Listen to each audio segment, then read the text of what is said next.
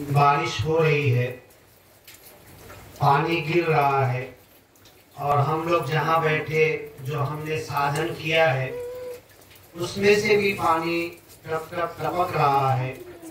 लेकिन जो लोग यहाँ पर बैठे हुए हैं बड़े ध्यान से, बड़ी लगन के साथ, बड़े मन के साथ यहाँ पर हमारे महापुरुषों ने, बहन जी ने जो भी विचार और गीत रखे सब बड़े लग कर सुन रहे थे। तो दास तो बैठा बैठा ये सोच रहा था कि विचार शुरू करने से पहले दास तो जितने लोग यहाँ पर बैठे हुए हैं सबके लिए अरदास करेगा, दुआ करेगा।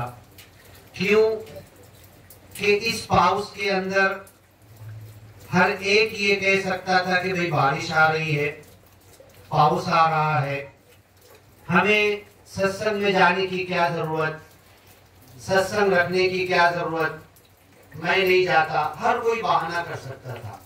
लेकिन उसके बाद भी इतने सारे महापुरुष, इतने सारी बहनें, हमारी माएँ आकर बैठी हुई है, तो दास सबसे पहले ये अरदास करेगा, दुआ करेगा कि मालिक सगळ्यांना तनाने, मनाने, धनाने, ज्ञानाने सुखी करा।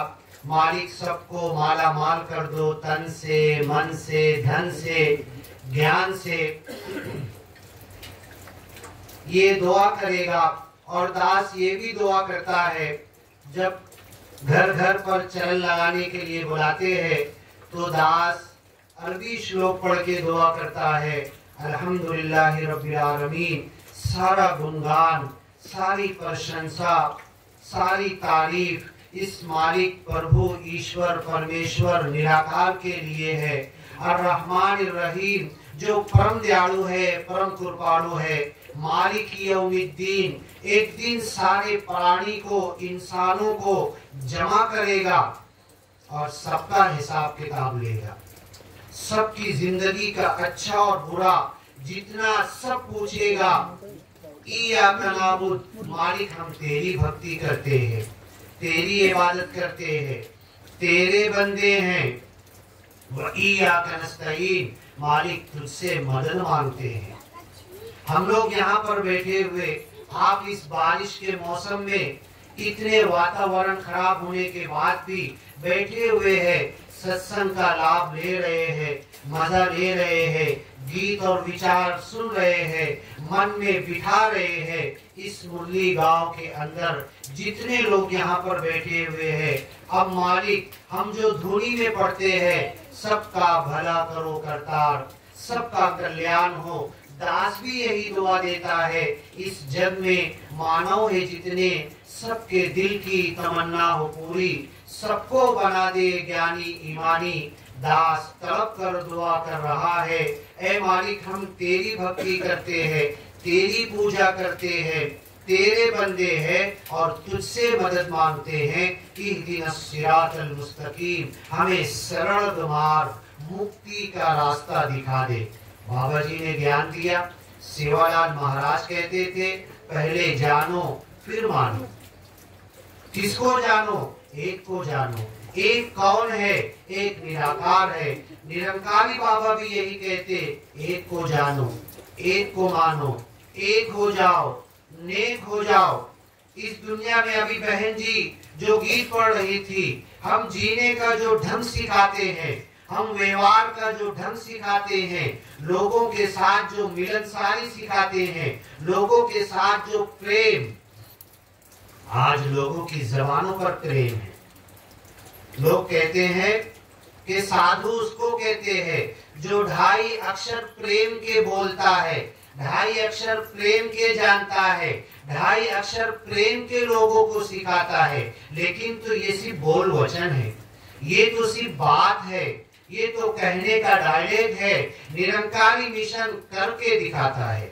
निरंकारी मिशन आपको दिखाता है कि आप जब सत्संग में जाओगे, दिल्ली में जाओगे, समालका में, पानीपत में जाओगे और वहां पर जब जाकर देखोगे लंगर में खाने के लिए, तो बड़े प्रेम के साथ आपको बुलाया जाएगा। बड़े प्रेम के साथ आपकी सेवा की जाएगी, बड़े प्रेम के साथ आपके साथ व्यवहार किया जाएगा। इतने लाखों और करोड़ों का जो मजमा होता है, लेकिन कहीं पर कोई गड़बड़ नहीं होती है। ये प्रेम का जो मिशन है, लोगों को गले लगाने का मिशन है, तो बाबा जी ने हमें मुक्ति का रास्ता दिखा दिया है। मुस्लिम लोग भी नमाज में हाथ बांध के खड़े होते यही दुआ करते हैं, इहदिनस सिरातल मुस्तकीम, ऐ मालिक तू हमें सरल मार्ग, मुक्ति का रास्ता दिखा दे, हमें तू मुक्ति के रास्ते पर चला, मुक्ति के रास्ते पर हमें मरे तक, मौत तक कायम रख। ये दुआ तो मानते हैं। सिरातल लज़ीना अनअमता अलैहिम, ये मुक्ति का रास्ता किन लोगों का है? इस दुनिया में मुक्ति के रास्ते पर किन लोगों ने बुलाया है? इस दुनिया में, इस दुनिया के इंसानों को मुक्ति के रास्ते पर लाकर डालने का काम कौन कर रहे हैं? दुनिया में जितने नबी रसूल पैगंबर आए उन लोगों ने किया। आज जो सेवालाल महाराज बंजारा समाज के अंदर जो शिकवन देकर गए और कहा कि जानो, समझो, परखो, छानबीन करो, उसके बाद मानो। और मुझे बड़ी खुशी है कि इस बंजारा समाज के लोगों ने जब देखा, सारी जात पात का बंधन तोड़ दिया, और जब देखा कि माता सुदीक्षा जी, बाबा हरदेव जी, राजमाता जी, बूटा जी और अवतार जी, इन लोगों ने लोगों को ज्ञान की तरफ बुलाया, एक ईश्वर की तरफ बुलाया, एक परमेश्वर की तरफ बुलाया, एक निराकार की तरफ बुलाया। तो बंजारा समाज के लोगों ने जब सुना तो दौड़ दौड़ कर दिल्ली तक गए, ज्ञान लेकर आए। और आज मैं तो कंक्लूजन करता हूँ, साइंस के हिसाब से, मैथमेटिक्स के हिसाब से, पूरे गणित के हिसाब से, पूरी तहकीक और पूरे डीप में जाने के बाद जब मैंने ये देखा कि पूरे इंडिया में किसी समाज के लोग सबसे ज्यादा तेजी के साथ अगर निरंकारी मिशन को कबूल कर रहे हैं, तो पूरी दुनिया में वो बंजारा समाज का लोग हैं जो बड़ी तेजी के साथ पूरा का पूरा गांव 4 महीने में, 6 महीने में पूरा गांव निरंकारी बन रहा है, एक निराकार का मानने वाला बन रहा है, नशा मुक्त हो रहा है, दारू को छोड़ रहा है। और चंद महीनों के अंदर पतांगे महात्मा कल यूरेश्वर में संगत है, वहां पर कोठारी के मुखी जी आने वाले हैं। वहां पर पतंगे महात्मा कह रहे थे कि 5000 बंजारा समाज के लोगों ने दारू छोड़ दिया है, नशा मुक्त हो चुके हैं और अपने परिवार को खुश कर दिया है। एक परिवार के लोग, एक परिवार का बड़ा आदमी जब दारू छोड़ता है तो पूरे परिवार में सुख आता है कि नहीं?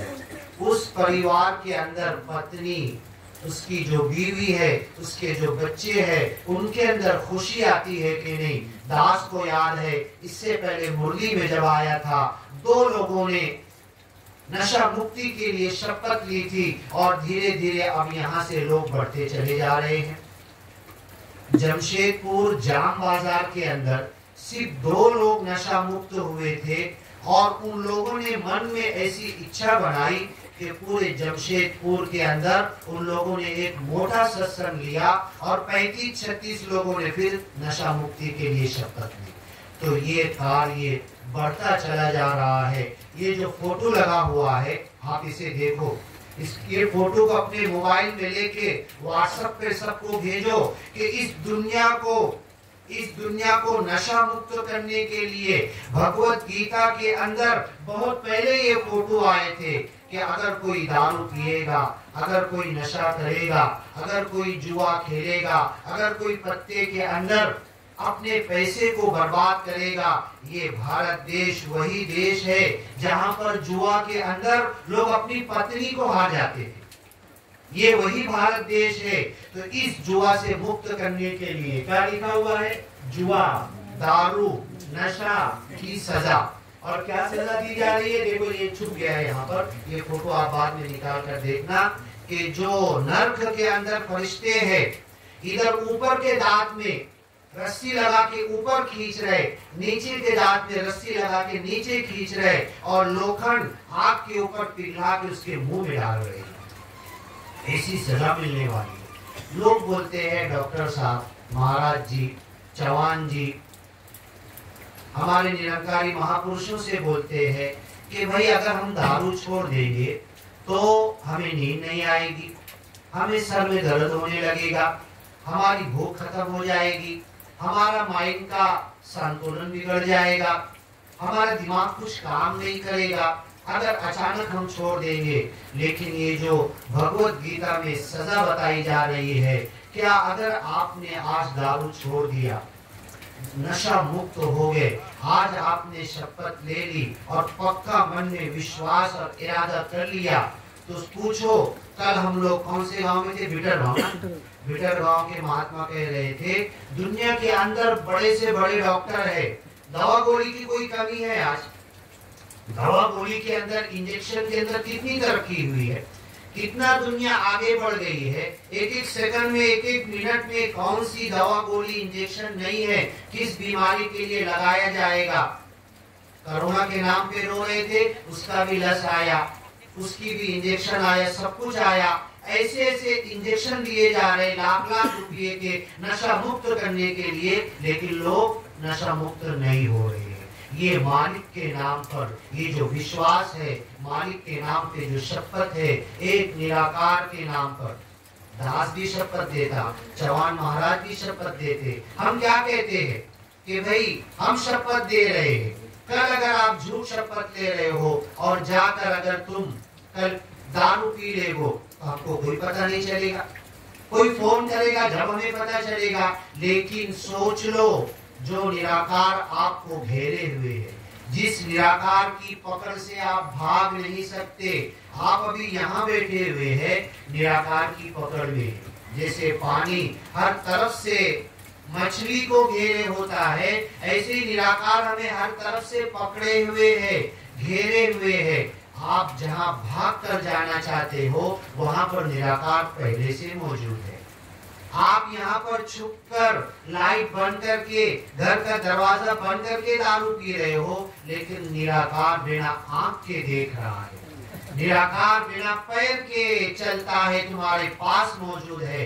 निराकार को देखने के लिए लाइट की जरूरत नहीं है, ये तो हमारी आंख जो निराकार ने बनाई है कि अगर लाइट नहीं होगी तो हमारी आंख काम नहीं करेगी। लेकिन निराकार प्रभु जो दुनिया में जितने प्राणी हैं सबको आंख दिया है। और पता है आपको कौन से दो पक्षी है जो रात में उड़ते हैं? बोलो जरा नाम। हाँ, और कौन सा है? उसमें से उल्टा कौन सा लटकता है? हाँ, उल्टा लटकता है, वो रात में उड़ता है, अंधेरे में उसको दिखता और उजाले में उसको दिखेगा ही नहीं। ऐसे जो दूसरे पक्षी का नाम हिंदी में एक को उल्लू बोलते हैं, एक को चमगादड़ बोलते हैं, हाँ है ना। तो ये उल्लू जिसको बोलते,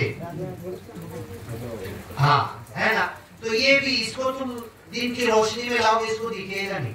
तो ये मालिक ने ऐसी प्राणी के अंदर ऐसी आंख बनाई है कि हमारी आंख रोशनी में काम करती, और दो प्राणी ऐसी बना दिए कि जिनकी आंख अंधेरे में काम करती है, अंधेरे में चलते हैं। मूंगी है ना, मूंगी, आप इधर शक्कर डाले, मूंगी कितनी दूर कहाँ पर है कैसे इसको पता चलेगा?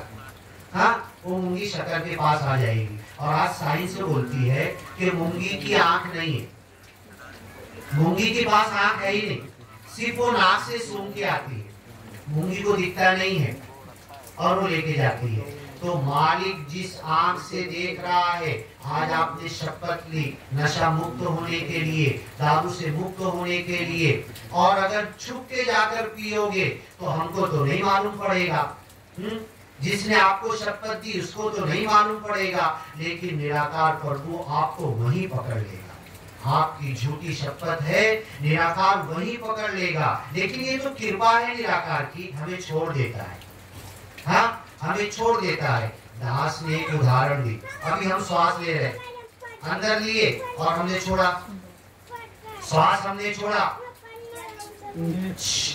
जब श्वास हम लेते हैं एक श्वास के अंदर जाओ, नेट के ऊपर आपको मिलेगा कितने कीटाणु हमारे बॉडी में जाते हैं, और एक श्वास के अंदर लाखों करोड़ों से ज्यादा, और वो अंदर जाके मर जाते। एक श्वास में इतने लाखों करोड़ों कीटाणु की हत्या की हमने, उनको मृत्यु दी, उनको मारा, तब हमारी एक सांस गई, अंदर जाके मर गए। और जिस दिन मालूम है हम श्वास लेते हैं ना, और ये कीटाणु अंदर गए, हमारा बॉडी कमजोर हो गया, इस कीटाणु को नहीं मार पा रहा, तो ये कीटाणु हमें जाके मार देते। यही मृत्यु का आखिरी टाइम होता है।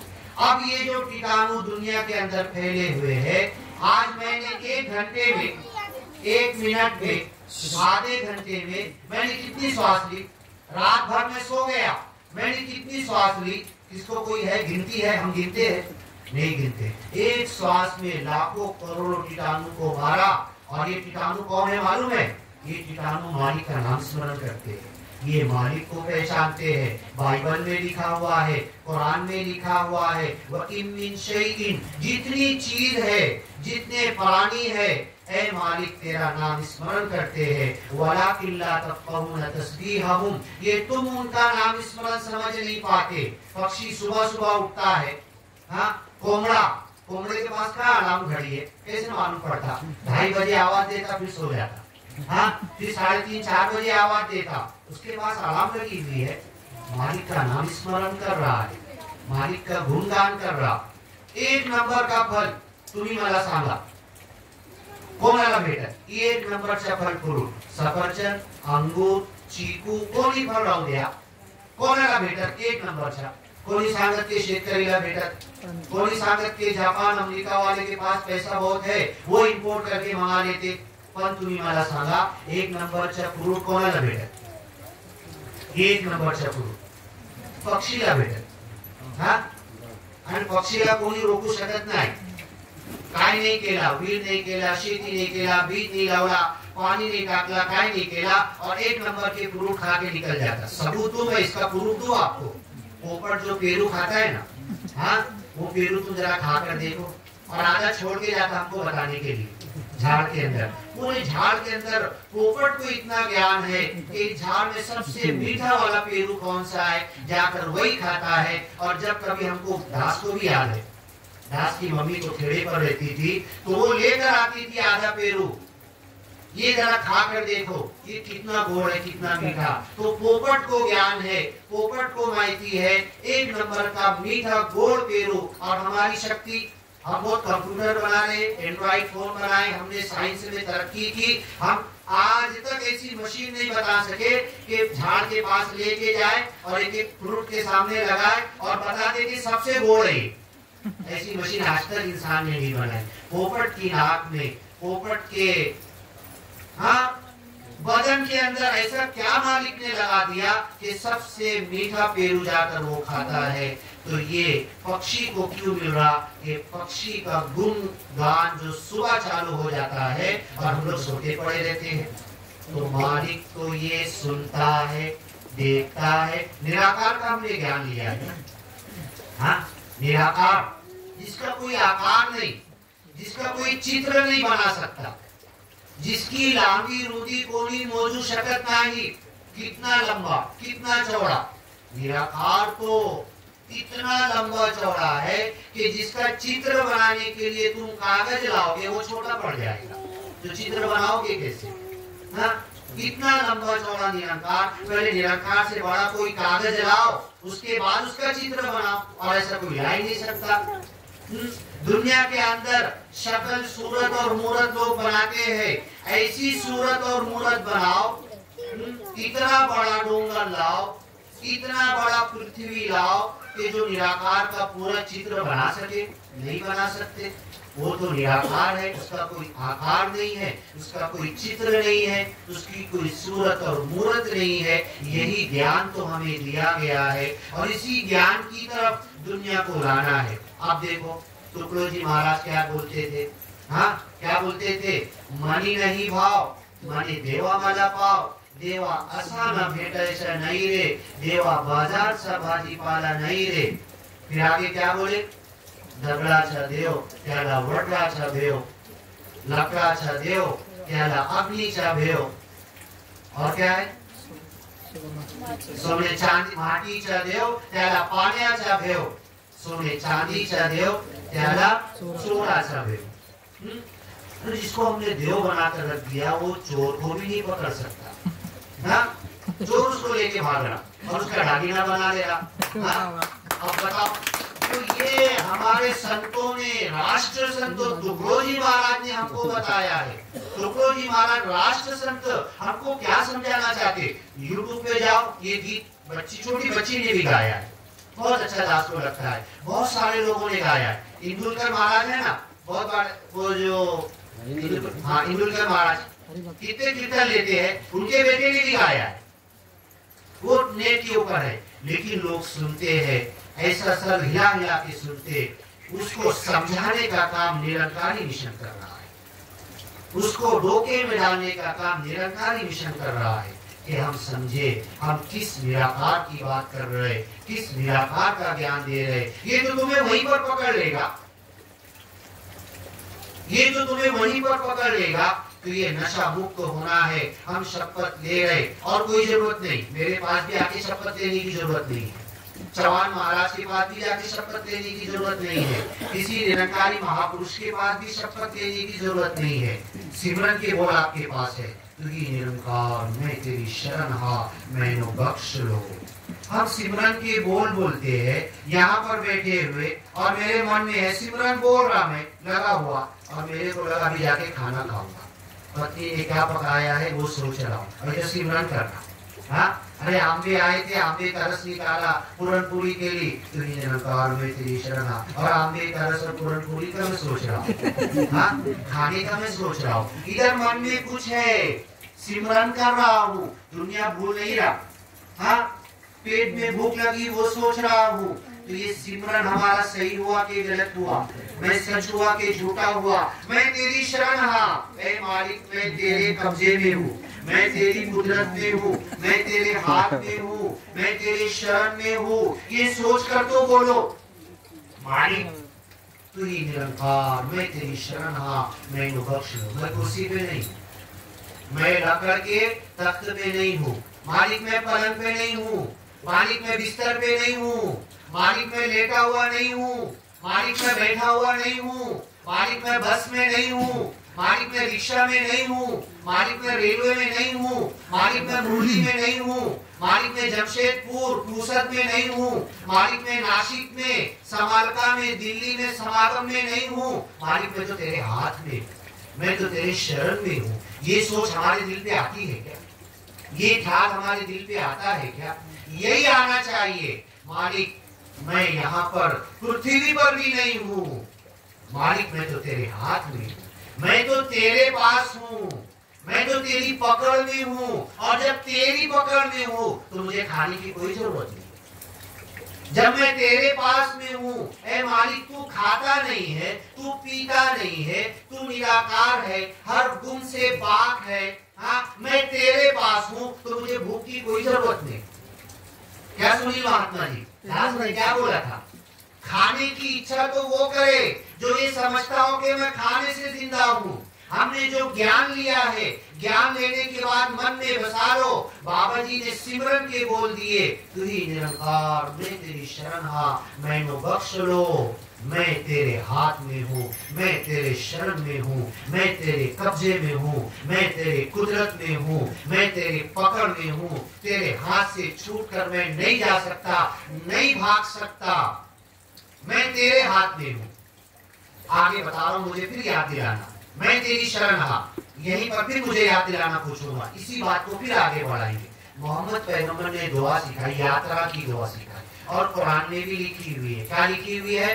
अंत साहिबु फिस सफर, ऐ मालिक मैंने तो बैग उठाया, कपड़ा रखा, 2 जोड़े रखा, टूथ ब्रश रखा, ये रखा, कंघी रखा, आईना रखा, ये रखा, वो रखा, हाँ रुमाल रखा, सब कुछ रखा, जेब में पैसा रखा, अब मैं जा रहा। अंत साहिबु फिस सफर, ऐ मालिक तू मेरे साथ है। हाँ, मालिक तू मेरे साथ है तो घर वालों के साथ कौन रहेगा? तू मेरे साथ है। आगे बोले वल खलीफतु फिल अहल, मेरे घर वालों के साथ भी है ना। और मैं किधर जा रहा, मैं मुरली किनवट मानवट मुरली जा रहा, ईश्वर जा रहा। हाँ, कल मैं जाऊंगा, कल पीटर गांव वापस जाएंगे दूसरे तांडा के अंदर। मालिक तू मेरे साथ है, तू मेरे घर वालों के साथ है। और कल मैं जाने वाला, कल हम जाने वाले बिटर गांव के अंदर, बिटर गांव वालों के साथ भी है। एक हुआ कि तीन हुआ मालिक। मालिक मेरे घर वालों के साथ भी है, मालिक मेरे साथ बस में रेलवे में भी है, और मैं जिधर मुरली गांव जा रहा हूँ उधर भी मालिक है। मालिक एक हुआ कि तीन हुआ, बोलो ना। हमको गणित नहीं आता क्या? एक तो मेरे घर वालों के साथ मालिक है, एक मेरे साथ मालिक है, हाँ, और एक बिटर गांव वालों के साथ है। हमको गणित नहीं आता क्या? एक हुआ कि तीन हुआ? हम बोलते एक हुआ, दुनिया वाले बोलेंगे पागल है, ये निरंकारी लोगों को गणित भी नहीं आता। हाँ? यही तो ज्ञान है, यही ज्ञान तो हमें समझना है। ए मालिक, मैं यहाँ से भागा, मैं यहाँ से निकला, तेरी पकड़ में था। वही जो बोला मैंने, मैं तेरी शरण हूँ, मैं तेरे हाथ में हूँ, तेरे कब्जे में हूँ, मैं कुदरत में हूँ। मैं भागना शुरू किया, मैं तेरे हाथ से छूट के भागना चाहता हूँ। हमें ज्ञान दे दिया, निरंकारी गुरु ने जो ज्ञान दिया है ना, उस ज्ञान से छूट के निकलना चाहो भी नहीं निकल सकते, ज्ञान को छोड़ना चाहो तो भी नहीं छोड़ सकते। जो निराकार की ओळख कर दी है ना, जो निराकार की पहचान दे दी है निरंकारी गुरु ने, अब निराकार को छोड़ के भागो तुम। हाँ, मैं छोड़ के भागना चाहते इस निराकार को, मैं निरंकारी मिशन छोड़ना चाहता, मैं ज्ञान छोड़ना चाहता, मैं निरंकार से दूर भागना चाहता। मैं भागना शुरू किया। उसके बाद मैंने साइकिल ले लिया, रिक्शा ले लिया, बस ले लिया, ट्रेन ले लिया, विमान पकड़ लिया मैंने, और आज सबसे तेज रॉकेट होता है, रॉकेट पे बैठ गया मैं। निराकार को छोड़ के भाग सकता क्या? हाँ, ये ज्ञान हमें मिला है। इतना देव नहीं मोटा, इतना बड़ा देव। बनाओ इसका चित्र और आकार, जो यहाँ पर भी है और चांद पर भी है, चांद के पास भी है, सूर्य के पास, सूर्य के आगे भी है। बनाओ इसका चित्र, इसकी सूरत और मूरत, इसकी आकार। इतना बड़ा कागज लाओ, इतना बड़ा ब्लैक बोर्ड लाओ, इतना बड़ा तुम कंप्यूटर लाओ, फिर उसका चित्र बनाओ। तो मैं यहाँ से भागना शुरू किया। आज से मैं निराकार को नहीं मानूंगा, नहीं मानता मैं निराकार को, नहीं मानूंगा, और मैं छोड़ देता इसको जो मुझे ज्ञान मिला। हाँ, मैं ये कहूँ रवाड़ है, झूठ है, मैं छोड़ के भागना शुरू किया। भाग तू कब तक भागेगा? भाग भाग के गिर के मर जाएगा, लेकिन निराकार वही मौजूद होगा। ये बात कुरान में भी लिखी हुई है, सूरह नूर, अल्लाह नूर समावात वल अर्द, अल्लाह जमीन और आसमान का नूर है। वहाँ पर क्या लिखा हुआ है, सुनो, गौर से सुनो, अरबी श्लोक भी सुनो, दास पढ़ के बताएगा। वल्लज़ीना कफरू, और फिर से याद दिलाना, मैं तेरी शरण पर वापस आएंगे। हाँ, मैं तेरी शरण, फिर मेरे को याद दिलाना। अल्लाह नूर समावाति वल अर्द, अल्लाह ईश्वर, परमेश्वर, प्रभु, निराकार, जमीन और आसमान का नूर है। अरब कंट्री के अंदर खजूर का झाड़ होता है, खजूर का झाड़ का छांव कितनी देर रहेगा? नारियल का भी वैसे रहता है ना, धूप में अगर बैठ जाओ खजूर के झाड़ के छांव में तो कितनी देर रहेगा? नीम का तो बहुत बड़ा होता है। हाँ, खजूर का झाड़ का छांव थोड़ा सा सूर्य सरका तो छांव सरक जाएगी। तो जो अज्ञानी लोग हैं उनकी उदाहरण ऐसी है, जो निराकार को समझे नहीं, जिन्होंने ज्ञान लिया नहीं, निराकार को पहचानते नहीं, उनकी उदाहरण ऐसी है कि एक राजस्थान के अंदर भी ऊँट चलती है, खजूर के झाड़ है, मक्का मदीना में भी है। अब वो एक आदमी चल के जा रहा, खजूर के झाड़ के नीचे बैठा और थक हाथ उसको नींद आ गई। जब उसकी आंख खुली और देखा तो उसकी सवारी गाय, उसकी भेड़ रखी हुई थी, सवारी पे भेड़ लेके उसकी सवारी गाय। अब वो सहरा के अंदर गर्म रेत के ऊपर घबरा गया। एसी के अंदर मुझको फोन आ जाए कि तुम्हारा बैंक बैलेंस पूरा खत्म, किसने लूट लिया, हाइड कर लिया। एसी में बैठा हूं मैं, पसीना छूटेगा कि नहीं छूटेगा? हाँ, वो तो गर्मी में उसकी सवारी गाय, गर्मी के अंदर उसका घसा सूखने लगा, खत्म वाला पानी पाइए। हाँ, इधर उधर देखने लगा। अब धूप के अंदर गर्म रेत के ऊपर रोज देखता है। उनाड़ा अप्रैल मई का महीना आता है ना, तो आपने देखा होगा वावर में कुछ भी नहीं होता, लेकिन तुम खड़े होकर देखो तो वावर में दूर गर्मी 12 बजे के ऐसे गर्मी लू हिलती हुई दिखती है। क्या बोलते हैं आप लोग उसको? गर्मी के अंदर जब सारे खेत सूखे होते हैं, अप्रैल मई के महीने में, जब वावर के ऊपर हम देखो तो पूरा ऐसे हिलते हुए दिखता पानी के जैसा, क्या बोलते, धानवे। हाँ, तो कुरान में अरबी में कहा कि सुराब धोखा है, वो पानी के जैसा दिखता कि दूर नदी बह रही है। अब वो प्यासा आदमी भागता, जबकि रोज देख रहा था मक्का मदीना में कि वो पानी भी धोखा है। हम हर साल अप्रैल मई में देखते, अब वो भागना शुरू किया, भागते भागते भागते गिर गया। गिरने के बाद आगे कुरान में लिखा हुआ है लम यजिदू शैया, कुछ नहीं मिला उसको, भागते भागते कुछ नहीं मिला।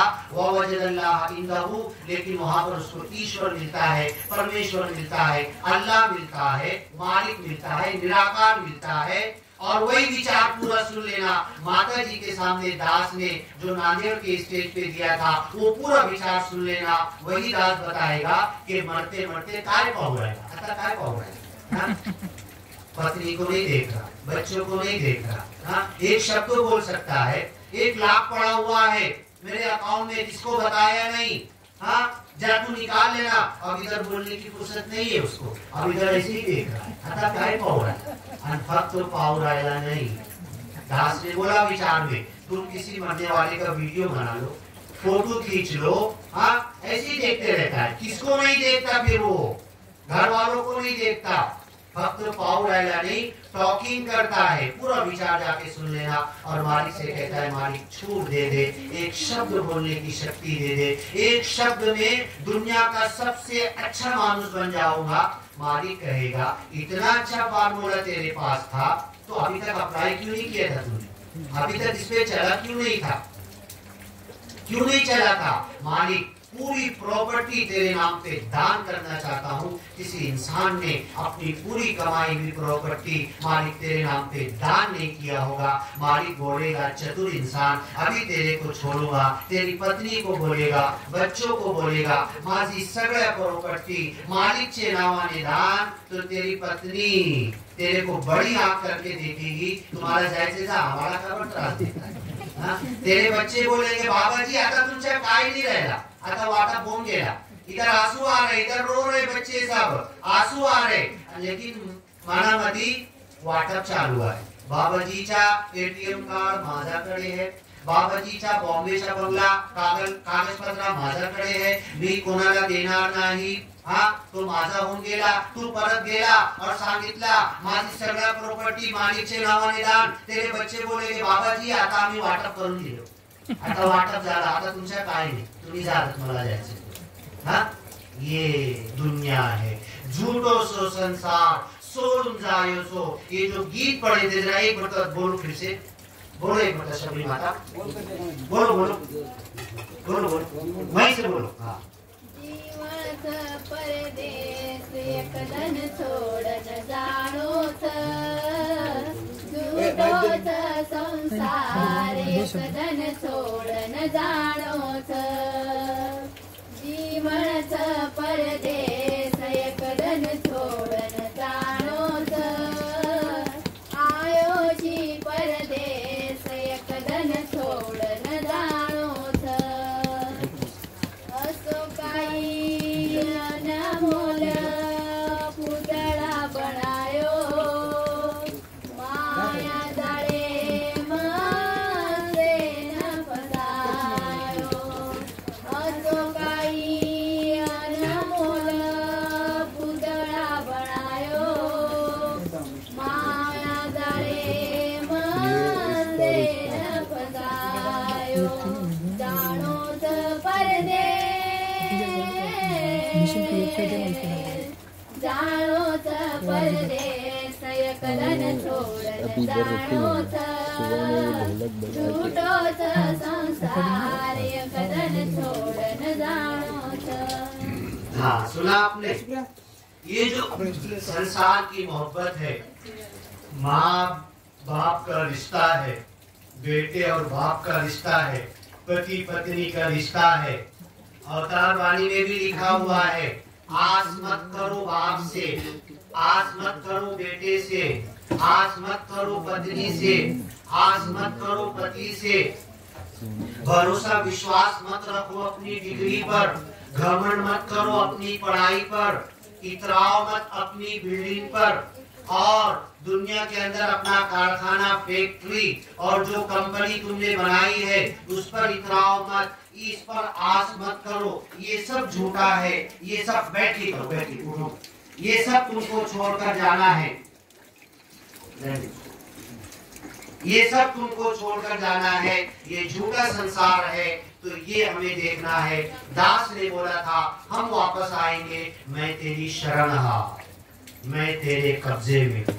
सिमरन हमको करना है, ये सोच कर करना है। और जिस दिन माया को भूलकर, खाना को भूलकर, पानी को भूलकर, जिस दिन दुनिया के ये सारे रिश्ते नाते भूलकर हम सिमरन करेंगे, वो मरने वाला जब मालिक को देखता है सब भूल गया है। नीचे का टॉक टाइम खत्म हो गया है और ऊपर का टॉक टाइम चालू हो गया है। अब मालिक से बात कर रहा है और विशेष टॉकिंग चालू है। वो रिक्वेस्ट कर रहा है कि मुझे छोड़ दे, मैं पूरी कमाई दान करना चाहता हूँ, लोगों की सेवा में लगाना चाहता हूँ। आज हमारे गुरु ने जो ज्ञान देने के बाद जो 3 काम दिए हैं, सत्संग, सेवा, सिमरन के जो काम दिए हैं, तो क्या गुरु ने बोला है कि पूरी प्रॉपर्टी सेवा में लगा दो? क्या ऐसा बोला? उन्होंने कहा घर संसार में रहना है, बीवी के लिए भी रखो, बच्चों के लिए भी रखो, घर बार के लिए भी रखो और लोगों की सेवा भी करो। तो अब ये हमें सिमरन जो करना है, मैं तेरी शरण हा, मैं तेरे हाथ में हूँ, मैं तेरी शरण में हूँ, मैं तेरे कब्जे में हूँ। मालिक तेरी पकड़ से मैं छूट कर नहीं जा सकता, मैं भाग कर नहीं जा सकता। ऐ मालिक तेरे हाथ में हूँ, ये विश्वास हमें करना है, ये ख्याल हमें करना है। जब से मैंने ज्ञान लिया अभी तक मैं रोज सिमरन करता था, हर वक्त सिमरन करता था, लेकिन माया का ख्याल दिल से निकलता नहीं था। खाना पीना, दुनिया, संसार, रुपया, पैसा, ये ख्याल मेरे मन से निकलता नहीं था। उस ख्याल के साथ मैं सिमरन करता था, मालिक की याद में मैं डूबता नहीं था। जिस दिन एक मर्तबा सिमरन के बोल मेरे मुंह से निकल जाएंगे और दुनिया को भूल कर कि ऐ मालिक मैं कुर्सी पर नहीं हूँ, ऐ मालिक मैं मुरली गांव में नहीं हूँ, ऐ मालिक इस पृथ्वी पर मैं नहीं हूँ, ऐ मालिक मैं तो आत्मा हूँ, मैं शरीर नहीं हूँ, मैं बदन नहीं हूँ। भूख तो शरीर को लगती है, प्यास तो शरीर को लगती है। और आप आजमा के देख लो, आप परख के देख लो। आप कभी खेत में काम कर रहे, बहुत धूप है, आपको ऐसा लगा घाम और पसीना आ रहा, अब जाके झाड़ में बैठना है, पानी पीना है। आप सिर्फ इतना ख्याल करो कि मैं शरीर नहीं हूँ, मैं बदन नहीं हूँ, मैं तो ऐ मालिक आत्मा हूँ। और आत्मा तूने पैदा की और मरने के बाद तेरे पास जाएगी, तेरे से मिलन होना। आत्मा को भूख नहीं लगती है, आत्मा को प्यास नहीं लगती है, आत्मा को धूप नहीं लगती है, आत्मा को ठंडी नहीं लगती है, आत्मा के पेट में कोई भूख का एहसास नहीं होता। जिस दिन तुम अपने मन में ये ख्याल करके सिमरन करोगे, आपको ठंडी लग रही है, आप बस में गए, यात्रा में गए और आप अपने बैग के अंदर ब्लैंकेट रखना भूल गए, तो आप निगेटिव विचार मत करो, अरे अगर रख लेता तो कितना अच्छा रहता, और उसने याद नहीं दिलाया, और पत्नी ने नहीं रखा, और भाई ने याद नहीं दिलाया, बहन ने याद नहीं दिलाया, अगर होता तो मुझे ठंडी नहीं लगती। आप ये सोचना शुरू करो कि ठंडी तो शरीर को लगती है, बदन और देह को लगती है। मैं तो आत्मा हूँ। मुझे जिस दिन ज्ञान मिला है उस दिन मेरा जन्म हुआ था, जिस दिन माँ के पेट से पैदा हुआ था उस दिन शरीर का जन्म हुआ था, जिस दिन मुझे ज्ञान मिला था उस दिन मेरा क्या जन्म हुआ था? मेरे आत्मा का जन्म हुआ था। मैंने परमात्मा की परख की थी, परमात्मा को जाना और पहचाना था। यही सेवालाल महाराज कहते थे, पहले जानो, पहले परखो, पहले छानो, फिर मानो। सेवालाल महाराज बोल बोल कर बता कर चले गए, पहले जानो, इसकी जानकारी करो। तुम बदन नहीं हो, तुम शरीर नहीं हो, ये तो धोखा है, ये तो पोपट का खाली पिंजरा पड़ा हुआ रहेगा। 3 किलो के आए थे, 70-80 किलो करोगे और रिकामा सोडून पड़ून गेला, उसको कोई उठाकर जला देगा, अपने घर वाले ही जला देंगे। अभी आप बोल रहे थे ना, तेरे घर वाले ही तुझे जला देंगे।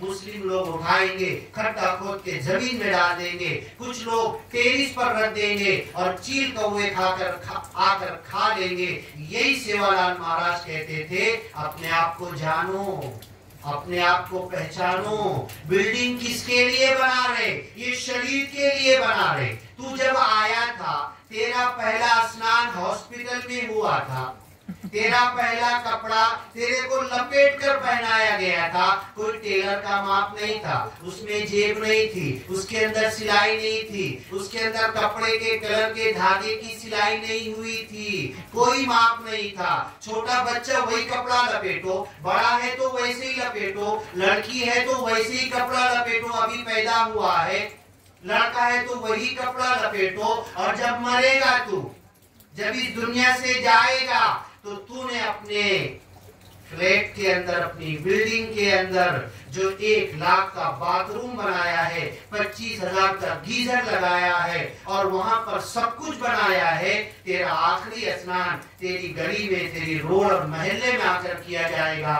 तेरे बनाए हुए बाथरूम में तेरा आखिरी स्नान नहीं होने वाला। और दुनिया को कपड़ा पहनाएगी, दुनिया में शोबाजी करता था। तू भूल जाके मैं बदन हूँ, तू भूल जाके मैं जिस्म हूँ, तू भूल जाके मैं आकार हूँ। तेरा आखिरी कपड़ा कोई टेलर आकर तेरी लंबाई, तेरी चौड़ाई, तेरा शोल्डर, तेरी बाई और तेरी आस्तीन, तेरे पैर की लंबाई नहीं गिनेगा, तुझे लपेट दिया जाएगा। पहला कपड़ा तुझे लपेटा गया था, आखिरी कपड़ा फिर तुझे लपेटा जाएगा। तो ये बीच में माया के लपेटे में कब से आ गया तू? माया के जाल में कब से फंस गया तू? माया के पीछे कैसे भागने लगा तू? आया था जो जैसे आया था, 3 किलो का आया था। हाँ, मेरा जन्म हुआ था 3 किलो का, वो तो मेरे शरीर का जन्म था। जिस दिन मुझे ज्ञान मिला है, मेरे आत्मा का जन्म हुआ है। और मेरे आत्मा का जब जन्म हुआ था, तो मैं ऐसे कान खोलकर देख रहा था, 5 प्राण सुन रहा था। 9 खंड में कोई खुदा नहीं है, 9 खंड को मिला लो, इससे कुछ भी बना लो, वो खुदा ईश्वर परमेश्वर नहीं है, बल्कि निराकार की वड़क दिखाई गई थी। उस दिन मेरे आत्मा का जन्म हुआ था, उस दिन मेरी आत्मा का घर मुझे गुरु ने बताया था, तुझे परमात्मा के पास जाना है। और परमात्मा के पास जाते जाते तुझे पहला कपड़े की तरह लपेट के पहनाया जाएगा। तेरा आखिरी कपड़ा कफन होगा, उसके अंदर एंड्रॉइड फोन रखने का जेब नहीं होगा, उसके अंदर एटीएम कार्ड रखने के लिए कोई जेब मौजूद नहीं होगा, उसके अंदर तेरे पास अगर चोरी से भी कोई अपने कफन में तू लिखना चाहे तो उस पर भी तू लिख के अपना अकाउंट नंबर लेकर नहीं जा सकता। कितनी धन दौलत और प्रॉपर्टी है। तो अब दास ये नहीं बोल रहा कि सन्यासी बन जाओ, घर संसार छोड़ दो, पैसा कमाना छोड़ दो। नहीं, पैसा तो कमाना है, अपनी मेहनत की कमाई का खाना है, अपनी मेहनत का खाना है, मांग कर भी नहीं खाना है। एक बहन जी थी, बहुत अच्छी शॉर्ट वीडियो आई थी, मालिक आज सुबह हुई है, किसी से मांगा हुआ मत खिला मुझे, किसी का छीना हुआ मत खिला मुझे, मुझे अगर खिला तो अपनी मेहनत का, अपने हाथ के काम किए का खिला, अपने हाथ से करके खिला। तो हमें संसार और घर तो नहीं छोड़ना है। और पूरी दुनिया में यही एक मिशन है जो आपको सिखाता है कि आप एक ईश्वर, एक परमेश्वर, निराकार की वड़क आज हम आपको कर दे रहे हैं। आपकी आत्मा का घर बता दे रहे हैं, आपकी आत्मा को किधर परमात्मा के पास कैसे जाना, नाम स्मरण का सिमरन भी बता दे रहे हैं। फिर आएंगे वापस हम मैं तेरी शरण पर, ये सिमरन भी हम आपको बता दे रहे हैं। और आज आपकी आत्मा का जन्मदिन है, ये भी हम बता दे रहे हैं। कल हमने बर्थडे मनाया था ना, हाँ, बच्चे का बर्थडे, हम जो बर्थडे मनाते हैं ये शरीर का बर्थडे मनाते हैं। हमें तो बर्थडे दुनिया को बताना है।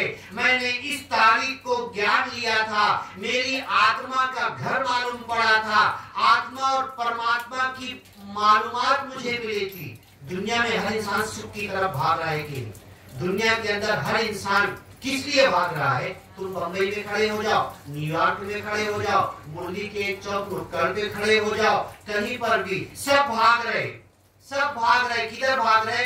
सुख के लिए। बच्चा भी भाग रहा, 1 साल का 3 साल का ABCD KG में नर्सरी में पढ़ने जा रहा, अपना कैरियर बनाने के लिए, सुख हासिल करने के लिए, डिग्री के लिए। बड़ा भी भाग रहा, जो डिग्री ले लिया वो भी भाग रहा, जो कंपनी बना लिया वो भी भाग रहा, जिसकी 10 कंपनी बन गई, उधर जापान में भी एक खोलना चाहता वो भी भाग रहा। पूरी दुनिया भाग रही है सुख के लिए, माया की तरफ भाग रही है। लेकिन सुन लो, दुनिया को तुम बता दो कि सारी दुनिया शरीर का बर्थडे मनाती है, हम तो आत्मा का बर्थडे मनाएंगे। जिस दिन मुझे ज्ञान मिला था वो तारीख मुझे याद है, वो जगह मुझे याद है, वो महात्मा महापुरुष मुझे याद है जिन्होंने मुझे निराकार की वड़क बताई थी, मेरी आत्मा का घर बताया था। परमात्मा से मिलने जाना है और परमात्मा के पास जब जाना है तो क्या लेकर जाना है? तू ही निरंकार, मैं तेरी शरण हा, मैनू बख्श लो, बस। इसके अलावा परमात्मा के पास कुछ नहीं जाने वाला। जीते जी भी परमात्मा के पास यही जाएगा। मरने के बाद भी जो सच्चे मन से हमने बोला होगा, सिमरन किया होगा, मालिक को याद किया होगा, तो यही हम मालिक के पास लेकर जाएंगे। बाकी तो हमारा घड़ी भी उतार लेंगे, जेब से मोबाइल भी निकाल लेंगे, शर्ट भी उतार लेंगे, पैंट भी उतार देंगे, चड्डी भी निकाल देंगे, पूरा बदन खाली कर देंगे और मिला के लपेट देंगे। अब तेरे साथ क्या जाएगा? तेरे साथ सिर्फ तेरा सिमरन के बोल जाएंगे, जिस मन के साथ बोला था। लेकिन तेरे पास तो एक भी सिमरन के बोल, तूने जिंदगी भर में 1 लाख मर्तबा बोला, 10,000 मर्तबा बोला, एक भी बोल तू माया को भूल कर बोला ही नहीं। एक मर्तबा भी सिमरन मालिक की याद में डूबकर बोले ही नहीं। तेरा बर्थडे जो हुआ था, तेरा जन्मदिन जो हुआ था, जिस दिन तूने ज्ञान लिया था, जिस दिन तू निरंकारी बना था, जिस दिन तू इंसान बना था, जिस दिन तू इंसानों से